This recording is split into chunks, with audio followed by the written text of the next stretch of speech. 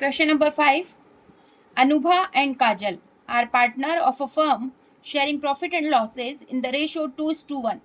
दो partner Anubha and काजल जिनका ratio 2:1, Anubha का पार्ट 2/3 और काजल का part 1/3. Their capital were 90,000 and 60,000. दोनों ने फर्म में कैपिटल इन्वेस्ट की है. अनुभा ने 90,000 और काजल ने 60,000. The net profit during the year were 45,000.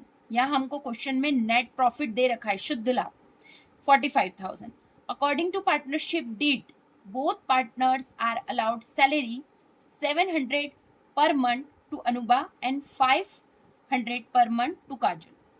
Salary आपको पार्टनर्स को पे करनी है 700 रुपये प्रति माह के हिसाब से अनुभा को और काजल को 500 रुपये प्रति माह के हिसाब से.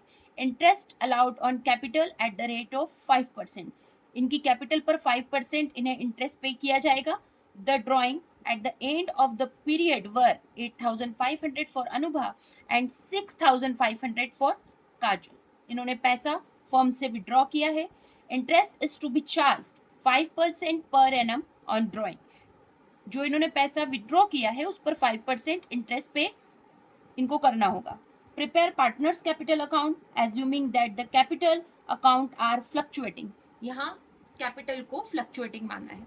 जब कैपिटल को हम फ्लक्चुएटिंग मानते हैं तब ऐसी कंडीशन में एक ही अकाउंट होगा, ओपन पार्टनर्स कैपिटल अकाउंट.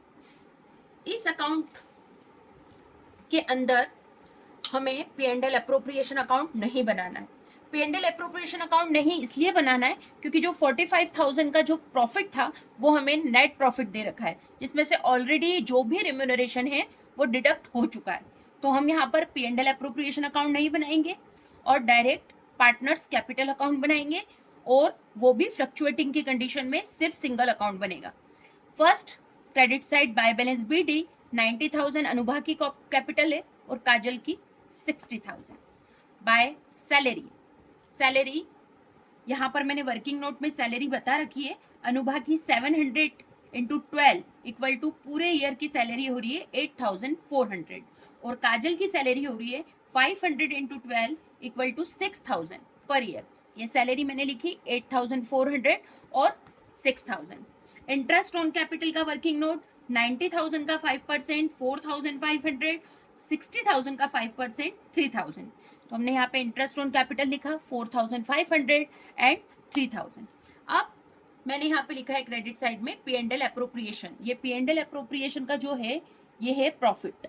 जो 45,000 का हमें प्रॉफिट हुआ था वो हमने 2:1 में डिस्ट्रीब्यूट किया. अनुभा को मिला 2/3 यानी 30,000 और काजल को मिला 1/3 यानी 50,000.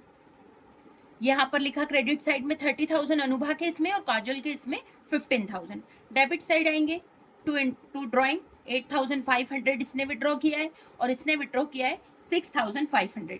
इस पर भी हमने इंटरेस्ट ऑन ड्रॉइंग यहाँ पर निकाला है. 8,500 का 5% 425 और 6,500 का 5% 325. जो डेबिट साइड लिखेंगे हम टू इंटरेस्ट ऑन ड्रॉइंग 425 325. ये आपका अकाउंट ऑलमोस्ट प्रिपेयर हो चुका है.